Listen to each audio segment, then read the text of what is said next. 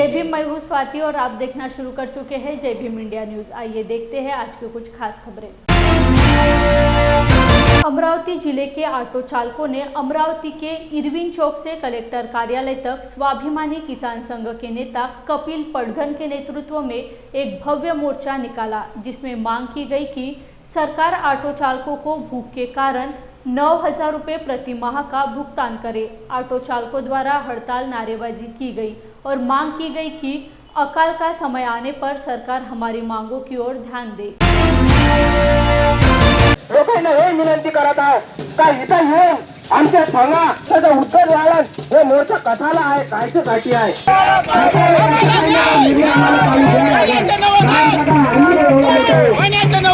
आज आम्ही स्वाभिमानी शेतकरी संघटनेतर्फे ऑटोवाल्यांचा मोर्चा काढला, कारण त्यांच्यावर उपासमारीची वेळ आलेली आहे। 2020मध्ये केंद्र सरकारने एक GR काढला होता की ऑटोवाल्यांना मानसिक 2,000 रुपये मानधन मिळण्यात यावं, पण अजूनपर्यंत ते पूर्तता झाली नाही आहे। आज ऑटोवाल्यांनी 5-5 लाख रुपयांचे ऑटो घेतले फायनान्सवर आणि यांचे ऑटो बंद पडले आहे। त्या ऑटोच्या भरोश्यावर त्यांचं परिवार, मुलांचं शिक्षण, मुलींचं लग्न, अनेक प्रश्न आहे, पण आज बेरोजगार आहे ते। तुम्ही 50% महिलांना आरक्षण दिलं बसमध्ये, त्यांचं आम्ही स्वागत करतो, त्यांचा विषय नाही, पण आम्हालाही पोट लागला आहे। आमच्या पोटाचं काय हे सरकारनं विचार करायला पाहिजे। आज ह्या मोर्चा आम्ही शांतते पद्धतीने काढला आहे, पण सरकारला या माध्यमातून इशारा देतो आहे की 10 दिवसात आमच्या निवेदनाची दखल नाही घेतली, आमच्या मागण्या पूर्ण नाही झाल्या, तर आम्ही ह्याच अमरावतीच्या कलेक्टर ऑफिस समोर आमचे ऑटो बी जाळू आणि आम्ही स्वतःला जाळून घेऊ, हे आज सरकारला इशारा देतो आहे। हासाई बंडू आठोले चैरिटेबल ट्रस्ट कोल्हापुर की or say doctor Baba Saheb Ambedkar जयंती के अवसर पर कोल्हापुर में पहली बार 8 से 12 अप्रैल तक भीम महोत्सव का आयोजन किया गया है। इस बात की जानकारी ट्रस्ट के अध्यक्ष सतीश मालगे ने पत्र परिषद में दी। श्रीमन छत्रपति शाहू महाराज इनकी अध्यक्षता में पालक मंत्री दीपक केसरकर इनके हाथों कार्यक्रम का उद्घाटन होगा। सांसद धनंजय महाडिक, राज्य नियोजन मंडल के अध्यक्ष राजेश क्षीरसागर, उद्योगपति संजय घोड़ावत, डॉक्टर शरण कुमार लिंबाले इनके प्रमुख उपस्थिति में होगी। आमदार रामदासजी आठवले साहेब यांच्या मातोश्री हौसाई बंडू आठवले चॅरिटेबल ट्रस्ट कोल्हापूर यांच्या वतीने विश्वरत्न डॉक्टर बाबासाहेब आंबेडकर यांच्या 132व्या जयंतीनिमित्त छत्रपती शाहू जन्मभूमीमध्ये प्रथमच आपण नामदार रामदास आठवले साहेब यांच्या संकल्पनेतून हा भीम महोत्सव 5 दिवसांचा आयोजित केलेला आहे। यामध्ये आपण 8 तारखेला पालकमंत्री यांच्या हस्ते उद्घाटन या कार्यक्रमाचं होत आहे। यामध्ये अध्यक्ष जे आहेत ते शाहू महाराज आहेत। या दिवशी आपण अभिजित कोसंबी यांचा कार्यक्रम आयोजित केलेला आहे। संध्याकाळी व्याख्यान सुद्धा होणार आहे। त्यानंतर 9 तारखेला आपण धैर्यशील माने यांच्या हस्ते उद्घाटन केलेलं आहे कार्यक्रमाचं। संध्याकाळी सलाम संविधान यांचं भव्यदिव्य म्हणजे आपलं संप्रदानात्मक गीतांचा कार्यक्रम होणार आहे। 10 तारखेला मुख्य दिवस असणार आहे। नामदार रामदासजी आठवले साहेब यांच्या अध्यक्षतेखाली त्या दिवशी कार्यक्रमाचं आयोजन झालेलं आहे। त्या दिवशी चे उद्घाटक जे आहेत ते सुधीर मुनगंटीवार हे असणार आहेत आणि त्या दिवशी व्याख्याते म्हणून ॲडव्होकेट इंद्रजित कांबळे साहेब यांचं होणार आहे। आणि संध्याकाळी नंदेश उमप, विठ्ठल उमप यांचे चिरंजीव यांचा म्हणजे प्रबोधनात्मक गीतांचा कार्यक्रम त्या ठिकाणी होणार आहे। 11 तारखेला सुरेश भाऊ खाडे हे अध्यक्ष या कार्यक्रमाचे आहेत 11 तारखेच्या, आणि त्या दिवशी मला वाटतं अच्युत माने सर यांचं व्याख्यान होणार आहे। आणि संध्याकाळी भीमस्पंदन हा प्रबोधनात्मक गीतांचा कार्यक्रम त्या ठिकाणी आपण आयोजित केलेला आहे। 12 तारखेला आपण फक्त महिला महापुरुषांच्या जयंतीचं आयोजन केलेलं आहे। महिला अध्यक्ष आहेत, महिला निवेदक आहेत, आयोजक महिला आहेत। वैशालीताई डोळस, ॲडव्होकेट वैशालीताई डोळस यांचं व्याख्यान त्या ठिकाणी होणार आहे। आणि संध्याकाळी त्या दिवशी मला वाटते सीमाताई आठवले या कार्यक्रमाचं अध्यक्षपद बसवणार आहेत। आणि संध्याकाळी शीतलताई साठे यांच्या महाजलशाचं आयोजन या ठिकाणी होऊन म्हणजे संपल्यानंतर या कार्यक्रमाची सांगता होणार आहे। तरी आपण या पश्चिम महाराष्ट्रातील तमाम आणि सीमा भागातील कोकण पट्ट्यातील या भीम अनुयायांनी आणि पुरोगामी विचारांच्या सर्व अनुयायांनी या कार्यक्रमामध्ये सहभाग घ्यावा, ही विनंती मी ट्रस्टच्या वतीने अध्यक्ष म्हणून करत आहे। देश चिकित्सा के क्षेत्र में तेजी से प्रगति कर रहा है। होम्योपैथी दुनिया में दूसरे बड़े चिकित्सा पद्धति के रूप में उभरा है। साथ ही उपचार की इस पद्धति से जेनेटिक स्वास्थ्य माइंड ट्रांसप्लांट एवं एपिजेनेटिक विशेषज्ञ के रूप में नागपुर के डॉक्टर रवि वैरागड़े पूरे देश विदेश में प्रसिद्ध है। डॉक्टर वैरागड़े ने अपने उपचार के माध्यम से शरीर के अंग गुप्तांग का निर्माण करने का कारनामा कर दिखाया है, जो अपने आप में एक अविश्वसनीय उपलब्धि है। इस घटना से एक बच्चा पूरी तरह से सामान्य जीवन जी रहा है। त्रास आहे असे आम्ही पॅनक्रियाटिसचे पेशंट घेतले, 500 ते 600 पेशंट घेतले असे पूर्ण भारतभरातून पेशंट्स येतात आमच्याकडे आणि भारताच्या बाहेरून येतात, मॉरिशस, ऑस्ट्रेलिया, फ्रान्स, दुबई सगळीकडनं पेशंट्स नागपूरला येत आहेत ऑलरेडी। तर असे आम्ही पेशंट घेतले क्रॉनिक पॅनक्रियाटिसचे ज्यांना अतिशय त्रास असतो। तर जो व्यक्ती 4 वर्षापासून पेनकिलर खाता काही फायदा नाहीये, 10 वर्षापासून पेनकिलर खाता काही फायदा नाहीये, औषध घेऊन राहिलाय पण त्रास रोज होऊन राहिला, जॉब नाही करू शकताय, फॅमिली सोबत लाईफ एन्जॉय नाही करू शकताय, असे पेशंट घेतले आणि यांना आम्ही रिसर्च 6 वर्षाच्या पेशंटला फायदा होतो का, तर 5 डेज साठी रिसर्च सेंटर आम्ही ते तयार केलं आणि याला हिलिंग सेंटर म्हणून आम्ही संबोधलं।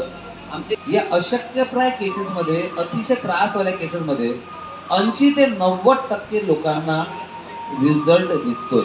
80 ते 90% क्वालिटी ऑफ लाईफ इन्स्टंट बदलतोय। उदाहरण सांगतो, अशी पुन्हा गायब असे पेशंट आहे जे 4 वर्ष झाले, 5 वर्ष झाले कधीही जेवण केलेलं नाही पूर्ण, कारण की पॅनक्रियाटिस मध्ये जेवण पहिले थांबवलं जातं आणि खूप सारे पथ्य असतात। विश्व प्रसिद्ध दार्शनिक रश्मि महास्तवीर का जन्म शताब्दी महोत्सव पीएस इंजीनियरिंग कॉलेज में संपन्न होने की जानकारी प्रोफेसर डॉक्टर एम सत्यपाल महाथेरो ने बात करते हुए दी। इस मौके पर पीपल एजुकेशन सोसाइटी मुंबई के अध्यक्ष डॉक्टर एसपी गायकवाड़ मौजूद थे। यांच्यासोबत वार्तालाप केला, त्यांना सहवास महात्मा गांधीजींचा सहवास लाभलेला आहे। त्यांनी इंदिरा गांधींना भगवान बुद्धाची मूर्ती भेट दिलेली आहे आणि अशा प्रकारे थायलंडचे जे बौद्ध भिक्खू होते, त्या बौद्ध भिक्खूंशी संपर्क आल्यामुळे त्यांना थायलंडमधील उच्च अशी फक्रू विजय ही पदवी देऊन भदंत शासन रश्मी महास्तवीर यांना सन्मानित केलेला आहे। असा एक बौद्ध भिक्खूंची आज औरंगाबाद शहरामध्ये त्यांची जन्मशताब्दी महोत्सव मोठ्या आनंदाने या ठिकाणी संपन्न झालेली आहे। या ठिकाणी सारनाथ येथील पूज्य भदंत मंगालिको महाथेरो हे आज ते विहाराधिपती आहेत, ते सुद्धा या ठिकाणी आलेले आहेत।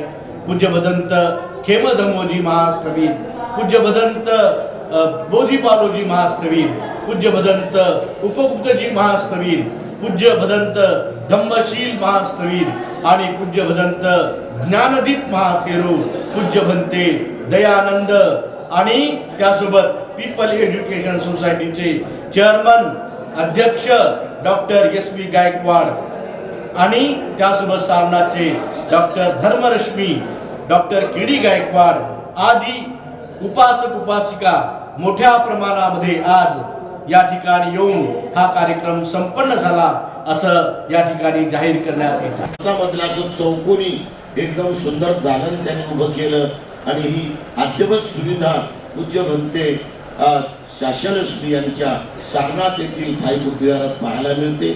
त्यांनी बुद्धविहारातील कीर्तीचा म्हणून जो हा शब्द लावलेला आहे एकदम बरोबर आहे आणि म्हणून आज आपण पूज्य भंतेंच्या या जन्मशताब्दीमध्ये त्यांचं जे या ठिकाणी गुणवर्णन करत आहोत, हे नव्या पिढीला आणि पुन्हा येणाऱ्या पिढीला व जुन्या पिढीला या दोन्ही पिढीला अत्यंत प्रेरणादायी अशी महान व्यक्तिमत्वाची पूज्य भंते यांच्यामध्ये ख्याती आहे, यांच्यामध्ये गुणवत्ता आहे, यांच्यामध्ये सर्व प्रकारचं मत बुद्ध धर्माचं दर्शन आपल्याला पाहायला मिळते आणि म्हणून त्यांच्या चिकाटीला तर पूर्ण अगदी कोणत्याही प्रकारे मर्यादा नाही। एवढी चिकाटी त्यांची काम करण्याची, सतत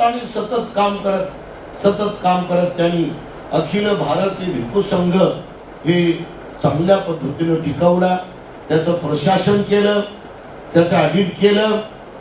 मी पहिल्या अखिल भारतीय भिक्खू संघाच्या थाईलंड बुद्धविहारातील ट्रेनिंगच्या काळापासून त्यांना ओळखतो आणि जेव्हा ते इथे आले होते आपल्या दीक्षाभूमीवर तेव्हा पण मुझसे मुलाकात हुई सारनाथ जालना के करुणा बौद्ध विहार में आश्रम में, आश्रम के हिसाब से, वो आश्रम के हिसाब से वहाँ पे उन्होंने सीखा। वहाँ पे जब उनके सामने वो कहे कि जो कुछ उनको त्याग करते हैं अपना किसी कारण से, और उसके बाद से संघर्ष उनका शुरू होता है। संघर्ष में भी वो है, मेरा कर्म अच्छा था कि मैं अच्छे लोगों के संगत में रहा, क्योंकि जब वो 14 वर्ष की 12 वर्ष की अवस्था में घर छोड़ते हैं तो उनको ठक्कर बापा और टुकड़ो जी महाराज रखा। बताते हैं कि जब वो बहुत अच्छे ढंग से करते थे, इसी कला से उनको क्या कहते हैं रविंद्रनाथ टैगोर का जो आश्रम है कलकत्ता में, वहाँ पे उनको जो है सामान बनता था उससे, उनके हस्तकला के, चमड़े के, या और भी जो उनका हस्तशिल्प उनका बहुत ही उनके छोटे से करके थे, सामने रख के छोटे से करके, लेकिन असाधारण रूप में एक आप कह सकते हैं अमेजिंग रूप उनका था। उनका जो क्या कहते हैं ज्ञान, उनका जो त्याग जो देखने को मिला वो बहुत ही विरले भिक्षुओं में मिलता है। उन्होंने अपने लिए कुछ नहीं किया, जो कुछ किया समाज के लिए किया। जय भीम इंडिया में वक्त हो चला है एक छोटे से ब्रेक का, मिलते हैं ब्रेक के बाद। क्या हुआ बहू? माँ, पाइल्स की बहुत तकलीफ हो रही है। तो तुम गुदरोग सर्जन के पास क्यों नहीं गई? देखो, जैसे हार्ट के लिए हार्ट स्पेशलिस्ट, ब्रेन के लिए ब्रेन स्पेशलिस्ट, तो पाइल्स के लिए पाइल्स स्पेशलिस्ट क्यों नहीं? स्त्री हो या पुरुष, टॉयलेट में तकलीफ केवल पाइल्स ही नहीं, और भी कई प्रकार के गुदरोग तथा कैंसर भी हो सकता है। इसीलिए इसकी प्रत्यक्ष जांच जरूरी है। ठीक है माँ, पर जांच के लिए हम जाएंगे कहाँ? वही काले आयुर्वेदिक पाइल्स हॉस्पिटल में। लेकिन माँ, प्रेगनेंसी में पाइल्स की दवाइयाँ?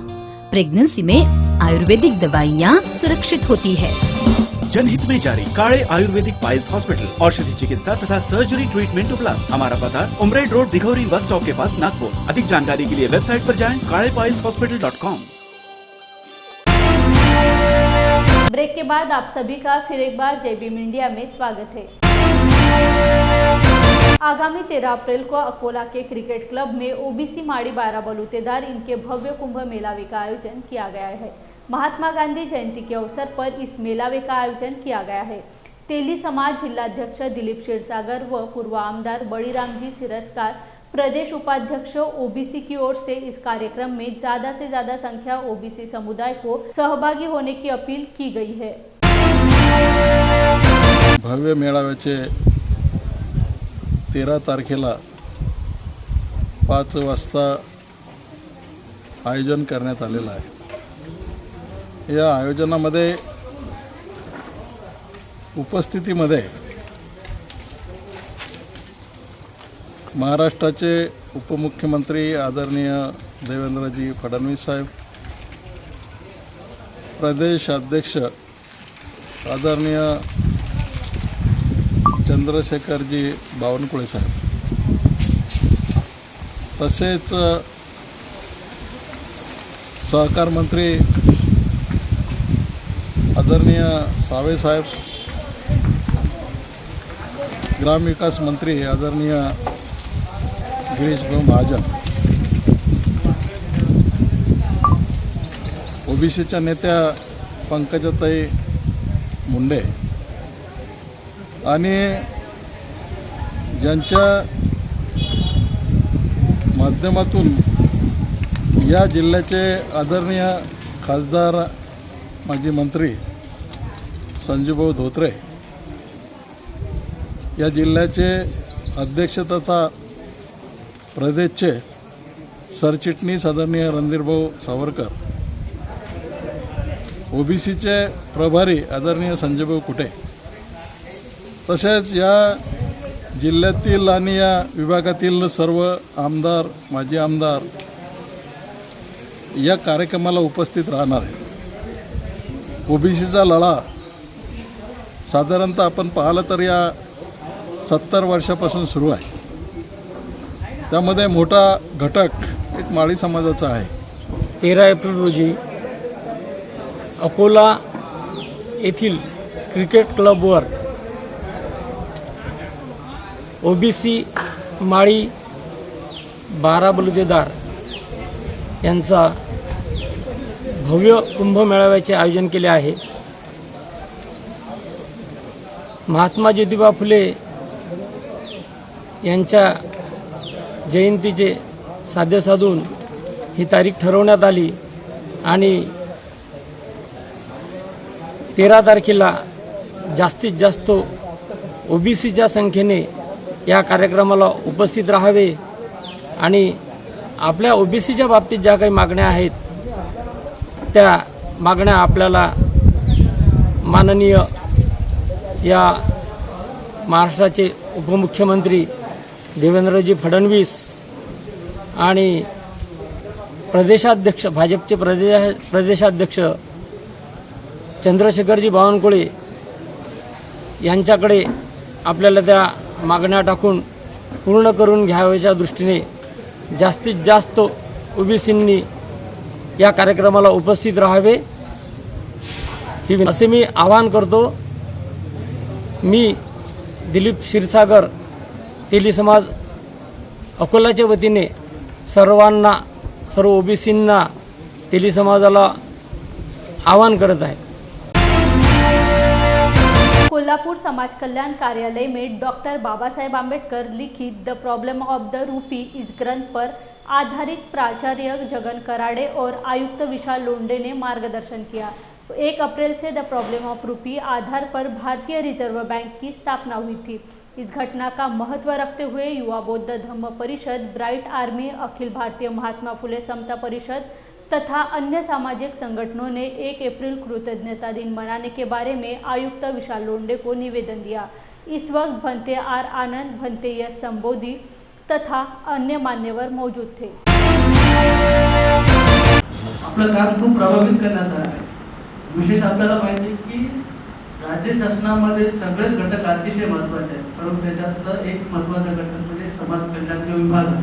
तो अतिशय महत्त्वाचा, कारण त्या क्षेत्रामध्ये काम करणारे जेवढे काही अधिकारी त्या अधिकाऱ्यांनी खऱ्या अर्थाने समाजाला खूप भरभरून दिलेले, माझं वैयक्तिक असं मत आहे. आणि त्याच्यात 2 नाव मला प्रामुख्याने सांगावं लागतं. एक म्हणजे विजय कुमार गायकवाड सर, दुसरं म्हणजे विजय कुमार रुळे सर. यांचं कौतुकाला तेवढं कमी आहे. म्हणजे विद्यार्थ्यांपासून तर वयस्करांपर्यंत नेहमी लोकांना प्रेरित करण्याचं काम कोणत्याही कार्याच्या माध्यमातून, कार्यक्रमाच्या माध्यमातून ते नेहमी करत असतात. आणि म्हणून त्यांना बघितलं तर आम्हाला सुद्धा बरं वाटतं की एक तरुण व्यक्ती, एक चांगला अधिकारी व्यक्ती कोल्हापूरच्या भूमीमध्ये आहे आणि तुमच्या मार्फत हे सगळं चांगलं काम करत आहे. म्हणून पहिल्यांदा आपल्याला मनापासून या ठिकाणी अभिनंदन आहे. आज विशेष दिवस आहे की महापुरुषाला मला वाटतं बाबासाहेबांना अभिवादन करण्याचा दिवस. माझ्या वतीने मला असं वाटतं की अनंत ते बाबासाहेबांचे उपकार आहे की ज्या बाबासाहेबांनी खऱ्या अर्थाने देशाला घडवलं, या देशातल्या माणसाला घडवलं. खऱ्या अर्थाने मान, सन्मान, अभिमान, स्वातंत्र्य, बंधुत्व, न्याय बाबासाहेबांच्या विचारधारेने बाबासाहेबांनी आम्हाला दिलं. आणि म्हणून थँक्यू बाबासाहेब, तुम्ही हे सगळं केलं म्हणून आम्ही आज सगळे आहोत. आणि म्हणून आजच्या दिनाला विशेष असं महत्त्व आहे. दुसरी गोष्ट म्हणजे समाज कल्याण खात्याचं हे विशेष पर्व सुरू होत आहे. त्या पर्वाला आम्ही मनापासून या ठिकाणी शुभेच्छा देतो. खास तरुण विद्यार्थी, मुलं मुली या ठिकाणी आलेले आहेत. आपल्यावरती खऱ्या अर्थाने खूप मोठी जबाबदारी आहे. आपण या देशाचं भवितव्य आहोत. आपण जेवढं चांगल्या प्रामाणिकपणाने काम कराल, जेवढं शिक्षण घ्याल, महापुरुषाच्या विचारधारेला समजून घ्याल, तेवढं अतिशय आपल्यासाठी खूप महत्त्वाचं आहे. आणि बाबासाहेबांची प्रतिमा नेहमी डोळ्यासमोर ठेवा की बाबासाहेब झटले, झगडले, लढले आणि म्हणून आम्ही आज घडलोय, हे नेहमी आपण लक्षात ठेवायला आपल्या कामाला नेहमी खूप. यांच्या वतीनं रिझर्व्ह बँकेची स्थापना आणि हा महिना कोणता आहे सगळ्यांना कळलं. कारण एप्रिलपासून बाबासाहेब आंबेडकरांची जयंती सुरू होते आणि त्याला एंड नसतो. त्याच्यामुळं सर्वत्र जयंतीचा माहोल आता तयार झालेला असताना या सामाजिक न्याय विभागामार्फत 1 एप्रिल म्हणजे रिझर्व्ह बँकेचा स्थापना दिवस आणि प्राण प्रतिष्ठा और नवनीत राणा के जन्म दिवस के अवसर पर सामूहिक हनुमान चालीसा का पाठ किया जाएगा. लेकिन यदि श्री नवनीत राणा का जन्मदिन 6 अप्रैल को है तो उनकी टीसी पर उनके जाति सिख अंकित है. और जिस आधार पर उन्होंने लोकसभा का चुनाव लड़ा था उस पर मोची जाति के टीसी की जन्मतिथि 15 अप्रैल 85 है। तो कौन सी टीसी सही है? अगर आपका जन्मदिन 6 तारीख को है तो क्या आप सिख है?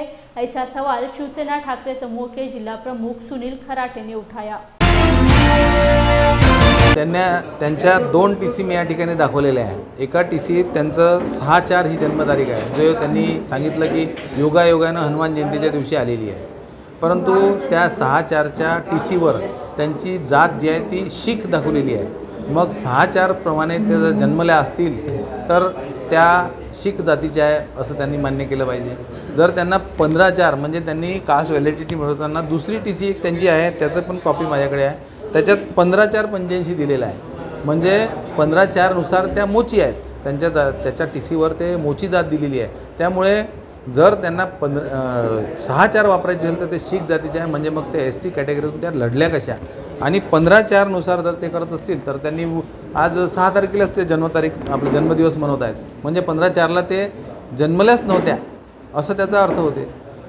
दुसरं ते हिंदू शेरनी म्हणत आहेत। आता पहिल्यांदा त्यांनी सांगितलं की बा फ्लावरनी फायर होऊ, आता म्हणते हिंदू शेरनी होऊ। हिंदू शेरणीनं आतापर्यंत मी किती याच्यातले फोटोग्राफ्स दाखवले की मुस्लिम भागात किती ठिकाणी त्यांच्या प्रोग्राममध्ये त्यांचा पेहराव, त्यांच्या पतीनं त्यांची टोपी, त्यानंतर त्यांनीसुद्धा त्या पद्धतीची चादर अमुक ढंग सगळ्या प्रकरणात त्यांनी भाग घेतला आणि आज मुस्लिम बांधवांच्या मुस्लिम नागरिकांच्या भरोशावर निवडून आले हे त्यांनी स्वतः त्यांच्या कार्यक्रमात कबूल केलं। आणि आमच्याकडून तुमचं काम शेवटपर्यंत करणं ही नैतिकता आहे असं सुद्धा त्यांनी बोललं। असं असताना आता त्यांनी पेहराव बदलून टाकला, भगवी शाल दुपट्टा आणि ओढला आणि फोटो काढले आणि हिंदू शेरनी म्हणतायत, म्हणजे याच्यातला फरक काय आहे? मग हिंदू शेरनी अशी असते का हे त्यांनी सांगावं। जय भीम इंडिया में वक्त हो चला है एक छोटे से ब्रेक का, मिलते हैं ब्रेक के बाद। क्या हुआ बहू? माँ, पाइल्स की बहुत तकलीफ हो रही है। तो तुम गुदरोग सर्जन के पास क्यों नहीं गई? देखो, जैसे हार्ट के लिए हार्ट स्पेशलिस्ट, ब्रेन के लिए ब्रेन स्पेशलिस्ट, तो पाइल्स के लिए पाइल स्पेशलिस्ट क्यों नहीं? स्त्री हो या पुरुष, टॉयलेट में तकलीफ केवल पाइल्स ही नहीं और भी कई प्रकार के गुदरोग तथा कैंसर भी हो सकता है, इसीलिए इसकी प्रत्यक्ष जांच जरूरी है। ठीक है माँ, पर जांच के लिए हम जाएंगे कहाँ? वही काले आयुर्वेदिक पाइल्स हॉस्पिटल में। लेकिन माँ, प्रेगनेंसी में पाइल्स की दवाइयाँ? प्रेगनेंसी में आयुर्वेदिक दवाइयाँ सुरक्षित होती है। जनहित में जारी काले आयुर्वेदिक पाइल्स हॉस्पिटल, औषधि चिकित्सा तथा सर्जरी ट्रीटमेंट उपलब्ध। हमारा पता उमरेड रोड दिघौरी बस स्टॉप के पास नागपुर। अधिक जानकारी के लिए वेबसाइट पर जाएं kalepailshospital.com। ब्रेक के बाद आप सभी का फिर एक बार जय भीम इंडिया में स्वागत है। राज्य के अन्य नामांकित तंत्र निकेतन तुलना में वैसा ही तंत्र निकेतन महाविद्यालय कोल्हापुर में है। ये अभिमान की बात है। देश की प्रगति हो इसलिए छात्रों को उत्तम दर्जा की शिक्षा देने की आवश्यकता है, ऐसी बात शिक्षा मंत्री चंद्रकांत दादा पाटिल ने की। कोल्हापुर शासकीय तंत्र निकेतन महाविद्यालय का 28वां पदवी प्रदान कार्यक्रम समारंभ संपन्न हुआ, तब मुख्य अतिथि के रूप में वे बोल रहे थे। इस वक्त सह संचालक डॉक्टर DV जाधव, प्रभारी प्राचार्य DM गर्जे, PP खेड़कर तथा अन्य मान्यवर मौजूद थे। तरुण आपल्या देशात जास्त आहेत, बुद्धिमान आहेत, प्रामाणिक आहेत आणि सगळ्यात महत्त्वाचं म्हणजे ज्यावर खरं म्हणजे आजच्या बोलण्यामध्ये मी खूप अंडरलाईन करणार आहे, सगळ्यात म्हणजे पोलाईट आहे, नम्र आहे। जगामध्ये आता बुद्धिमत्तेच्या बरोबरीने प्रामाणिकपणा आणि नम्रपणाची खूप मोठी आवश्यकता निर्माण झालेली आहे। ॲरोगन्स नाही, ॲटिट्यूड नाही, सगळ्यांना मदत करण्याचा प्रयत्न, अशी एक जागतिक रिक्वायरमेंट झाली जी भारतीय तरुण तरुणी पूर्ण करू शकतात आणि त्यामुळे जगातल्या सगळ्या मल्टीनॅशनल्समध्ये ऑलरेडी 10-20% भारतीय आहेत, ती संख्या 50% क्रॉस होऊ शकते आणि ती 50% क्रॉस होताना भारतातलं शिक्षण नीट झालं पाहिजे, ते व्यवसायाभिमुख झालं पाहिजे। आतापर्यंत कसं होतं की थिअरी प्रॅक्टिकली इंडस्ट्रीमध्ये गेल्यानंतर पुन्हा शून्यातून सुरुवात करणं। नवीन शैक्षणिक धोरणामध्ये आपण हा आग्रह धरलेला आहे की जानेवारी महिन्यामध्ये ते पॉलिटेक्निक आणि तिथली इंडस्ट्रीची मीटिंग व्हावी, तिथल्या इंडस्ट्रीला काय हवं याची माहिती पॉलिटेक्निकने घ्यावी आणि नव्याने आता आपण इंजिनिअरिंग कॉलेज सुरू करतोय आणि त्या इंडस्ट्रीला आवश्यक असणारे विद्यार्थी तयार करावेत की ज्यांना पूर्ण अभ्यासक्रम 3 वर्षाचा किंवा 4 वर्षाचा जो असेल त्या अभ्यासक्रमामध्ये त्यांना प्रॅक्टिकल नॉलेज खूप मिळावं.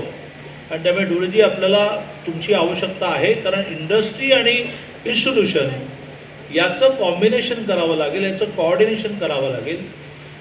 महिन्याला किमान 3दा 4दा 2-2 3-3 दिवस म्हणजे महिन्यातला जवळजवळ 1/4 मंथ हा आपल्याला प्रत्यक्ष इंडस्ट्रीमध्ये घालवावा लागेल.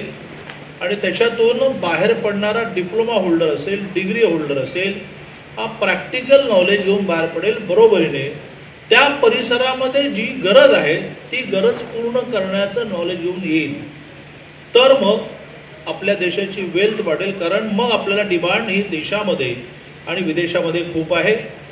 मला असं वाटतं की त्या दृष्टीने आज डिप्लोमा झालेल्या सर्वांनी विचार करावा की डिप्लोमाला न थांबता आपल्याला पुढे जायचं आहे, डिग्री करायची आहे, पोस्ट ग्रॅज्युएशन करायचं आहे, विदेशात जाऊन PG करायची आहे.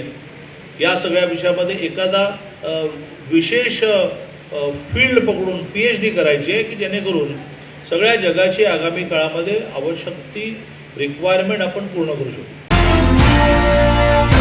सावरकर गौरव यात्रा का आयोजन पूरे महाराष्ट्र में स्वतंत्रता सेनानी सावरकर की जीवन यात्रा और उनके द्वारा देश को स्वतंत्र कराने के लिए दिए गए बलिदानों से अवगत कराने के साथ साथ विरोधियों को सावरकर और भारत माता के क्रांतिकारी चरित्र को समझाने के लिए किया गया. इस गौरव यात्रा में सावरकर की जीवन यात्रा को विभिन्न रूपों में दिखाया गया, जिसमें स्वतंत्र वीर सावरकर के जेल में रहने के अनुभव को भी साझा किया गया है.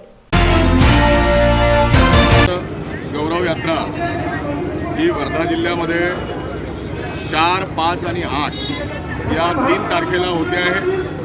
आज वर्धा मतदारसंघाची ही गौरव यात्रा आज स्वातंत्र्यवीर सावरकर स्मारकाजवळून या ठिकाणी आज आता आम्ही सुरू करतो आहे. या यात्रेमध्ये विविध संघटनांचे सहभाग याच्यामध्ये आहे. याच्यामध्ये बजरंग दल आहे, विश्व हिंदू परिषद आहे, गुरुदेव सेवा मंडळ आहे, अशा विविध संघटनांचा आणि शिवसेना एकनाथजी शिंदे साहेबांची शिवसेना त्यांचा पण याच्यामध्ये सहभाग आहे. आणि या सर्व नागरिकांना घेऊन या यात्रेला आता सुरुवात होणार आहे. मोठ्या प्रमाणात यामध्ये स्वयंस्फूर्तीने नागरिक सहभागी होते आहे, याचा आम्हाला आनंद आहे. आणि ही यात्रा या ठिकाणी सुरू झाल्यानंतर आपल्याला याच्यामध्ये आम्ही काही दृश्यस्थितीत झाकी याच्यामध्ये सावरकरांच्या जीवनावर यामध्ये आहे आणि दूरचित्रवाणीच्या माध्यमातून सावरकरांचा जीवनपट या ठिकाणी आम्ही दाखवणार आहोत. अशा पद्धतीने ही रॅली आज वर्धा मतदारसंघाची या ठिकाणी होती. याचा मुख्य उद्देश एकच आहे की या देशाच्या स्वातंत्र्य लढ्यात ज्या स्वातंत्र्यवीरांनी सहभाग घेतला, ज्यांनी या देशासाठी स्वातंत्र्य मिळवण्यासाठी वेगवेगळ्या मार्गाने इंग्रजांना चळो की पळो करून सोडलं आणि या देशाला स्वातंत्र्य मिळालं, त्यातलेच एक सावरकर हेही एक क्रांतिकारक स्वातंत्र्यवीर होते. परंतु या काळामध्ये या स्वातंत्र्यवीर सावरकरांबद्दल काँग्रेसचे नेते राहुल गांधी यांनी सावरकरांचा अपमान करणारी अनेकदा त्यांना अपमानास्पद वागणूक देऊन त्यांचा अपमान केला आहे. आणि म्हणून या थोर स्वातंत्र्यवीरांचा अपमान या देशातला नागरिक सहन करू शकत नाही. आणि म्हणून भारतीय जनता पार्टीच्या वतीनं सर्व समाज घटकांना सोबत घेऊन त्यांचा सन्मान करण्याकरता आम्ही ही सावरकरांच्या सन्मानासाठी ही गौरव यात्रा आम्ही या ठिकाणी करतो. कांग्रेस नेता राहुल गांधी द्वारा स्वतंत्रता सेनानी सावरकर का अपमान किए जाने के बाद स्वतंत्रता सेनानी सावरकर के समर्थन में बीजेपी द्वारा राज्य भर में सावरकर गौरव यात्रा निकाली जा रही है. अमरावती के बडनेरा में भी जब यह यात्रा निकाली गई थी तो बीजेपी नेता और राज्यसभा सांसद अनिल बोंडे ने आलोचना की कि उन्होंने कहा कि राहुल गांधी सावरकर नहीं है, राहुल गांधी नहीं है, लेकिन राहुल गांधी राहुल गंदगी है. समग्र सावरकर अतिशय चांगलं मांडतात.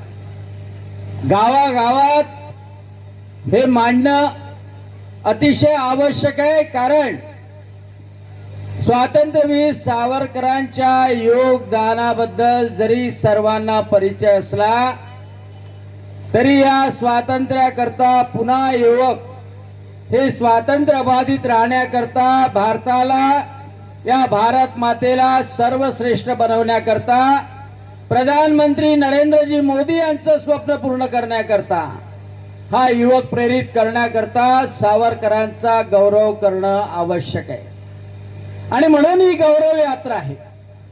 आणि या गौरव यात्रेच्या निमित्तानं एकच गोष्ट सांगतो की सगळ्यांना माहित आहे की स्वातंत्र्यवीर सावरकरांचं योगदान स्वातंत्र्यासाठी चांगलं होतं, जोरदार होतं, जातपात मिटवण्यासाठी चांगलं होतं, साहित्यासाठी योगदान मोठं होतं।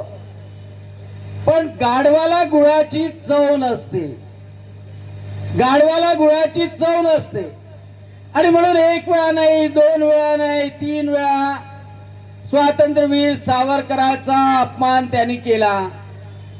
त्या काँग्रेसच्या शिदोरीमध्ये स्वातंत्र्यवीर सावरकरांबद्दल घाणेरडं लिहिलं आणि ज्या ज्या लोकांनी स्वातंत्र्यासाठी काम केलं त्यांना अपमानित करण्याचं काम काँग्रेसने केलं, काँग्रेसच्या नेत्यांनी केलं, काँग्रेसच्या अध्यक्षांनी केलं। खरं जर पाहिलं तर कोण म्हणतं राहुल गांधीला सावरकर नाव लावून घे म्हणून? राहुल गांधी सावरकर नाहीत, राहुल गांधी गांधी नाही, राहुल गांधी गंदगी आहे। राहुल गांधी सावरकरही नाही, राहुल गांधी गांधी नाही, राहुल गांधी गंदगी आहे। ज्याच्या डोक्यात एवढी गंदगी तोच फक्त वीर सावरकरांचा अपमान करू शकतो। ज्याच्या मनामध्ये गंदगी तोच वीर सावरकरांचा अपमान करू शकतो। ज्याच्या मनामध्ये देशप्रेम तो सावरकरांचा गौरव करू शकतो। आणि आज संपूर्ण महाराष्ट्र पेटून उठलाय, पण गोची होते शिवसेनेची। ज्या शिवसेना प्रमुख माननीय बाळासाहेब ठाकरे यांनी ज्याचं शिवसेना उभाटाची त्याचं अजून शिवसेना नावही प्राप्त झालं नाही। चालणार आहे, परंतु आपली पहिली सभा महाराष्ट्रामधली आदरणीय देवेंद्रजीची 13 ऑक्टोबरला अकोल्यामध्ये होते आहे, 13 एप्रिलला होते आहे। आणि इथं बसलेल्या आम्ही सगळ्यांना माझी विनंती आहे की त्या सभेसाठी एवढे मोठ्या प्रमाणामध्ये आपली हजेरी जी आहे, कारण अमरावती जिल्ह्यावर हजेरी देण्याचा प्रयत्न आणि मोठ्या संख्येनं, कारण माननीय देवेंद्रजी आणि माननीय प्रदेशाध्यक्ष यांची पहिली सभा भारतीय जनता पार्टीची हे पश्चिम विदर्भाची अकोल्यामध्ये आहे। त्यामुळे मोठ्या प्रमाणात आपण सगळ्यांनी यावं ही सुद्धा विनंती करण्यासाठी मी इथपर्यंत आलेला आहे। आणि उद्या सकाळी काही प्रमुख पदाधिकारी आपण बसणार आहे आणि अमरावती जिल्ह्याचं नियोजन जे आहे। राहुल गांधी की बढ़ती लोकप्रियता से केंद्र सरकार डरी हुई है और राहुल गांधी की लड़ाई संविधान बचाने की लड़ाई है और पूरी कांग्रेस पार्टी उनके साथ है। अदानी मामले में उन्होंने सरकार का पर्दाफाश करने से राहुल गांधी को फंसाने के लिए सरकार ने यह साजिश की, ऐसा आरोप हर्षवर्धन सबकाल ने मोताला में एक स्थानिक पत्रसंस्था में आयोजित एक प्रेस कॉन्फ्रेंस में किया। पूरे देश भर में प्रेस कॉन्फ्रेंस लेकर इस पर अपनी भूमिका स्पष्ट करेंगे, ऐसा भी सबकालीनों ने कहा। 30 तारखेला देशात 34 ठिकाणी पत्रकार परिषदांचं आयोजन करण्यात आलं। 31 व 1 तारखेला महाराष्ट्रातल्या सगळ्या जिल्ह्यांमध्ये पत्रकार परिषदेचं आयोजन करण्यात आलं व 4 तारखेपासून बुलढाणा जिल्ह्यातील 13 तालुक्यांमध्ये आणि महाराष्ट्रातल्या 250 तालुक्यांमध्ये पत्रकार परिषदेचं आयोजन करावं अशा पद्धतीने पहिल्यांदा हा कार्यक्रम हाती घेतलेला आहे। तालुका स्तरावर जाऊन पत्रकार परिषदा शक्य नाही असं काही पत्रकार बांधवांची सूचना पक्षाला होती आणि पक्षाची सूचना ही आपसात चर्चा विनिमयाच्या अनुषंगाने त्या सूचनेला ठेवल्या गेलं। मात्र तालुक्यापर्यंत नेहमी विशेष कॅम्पेनच्या माध्यमातून पोहोचल्या जात नाही, त्यामुळे गेलो पाहिजे त्या ठिकाणी छोट्या मोठ्या काही जी काही स्वरूप प्रारूप असेल त्या तालुक्याच्या परिस्थितीनुसार मात्र तालुक्यांच्या पत्रकार मंडळीपर्यंत पोहोचलं पाहिजे, हा अप्रोच ठेवून पत्रकार परिषद तालुका स्तरावर घ्याव्यात हा एक प्रयत्न पक्षाचा है। आज के लिए बस इतना ही। कल फिर मुलाकात होंगी कुछ नए खबरों के साथ। तब तक के लिए बने रहिए जय भीम इंडिया में। जय भीम।